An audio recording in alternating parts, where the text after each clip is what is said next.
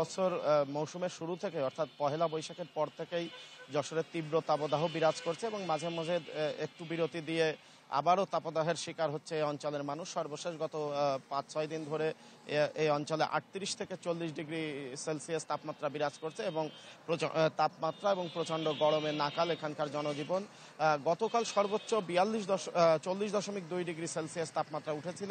আজকে এখন সকালের কারণে তাপমাত্রা কিছুটা কম অনুভূত হলেও দিন যত বাড়ছে ততই যেন তাপমাত্রা বাড়ছে এবং এই তাপমাত্রা বৃদ্ধির কারণে শ্রমজীবী মানুষ পড়ছেন সব থেকে বিপাকে এবং হাসপাতালেও কিন্তু রোগীর সংখ্যা বাড়ছে, গরমজনিত রোগী। এবং একই সাথে সব থেকে বেশি আক্রান্ত হচ্ছে শিশু এবং বৃদ্ধরা।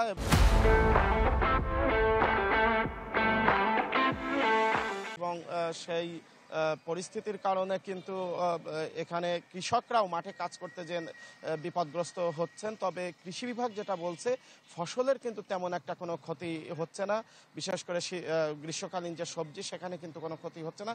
কৃষকের পক্ষ থেকেও গরমের কারণে ফসলের ক্ষতির তেমন কোনো খবর আমরা পাচ্ছি না, যদিও এবার যে শিলাবৃষ্টি হয়েছে সেই বৃষ্টিতে এই অঞ্চলের ধানের কিছুটা ক্ষতি হয়েছে এবং এই যে তীব্র গরমের কারণে শহরের মানুষ বৃষ্টি কামনা করলেও গ্রামের মানুষ কিন্তু যশোর অঞ্চলে আরও কয়েকদিন বৃষ্টি মুক্ত চাইছে, কারণ ফসলে এখনো বড় ধান রয়ে গেছে। তারা বলছেন আরও ৩-৪ দিন বা ৫-৬ দিন বৃষ্টি না হলে পরিপূর্ণভাবে ফসল তুলতে তারা সক্ষম হবেন। ইফসিতা।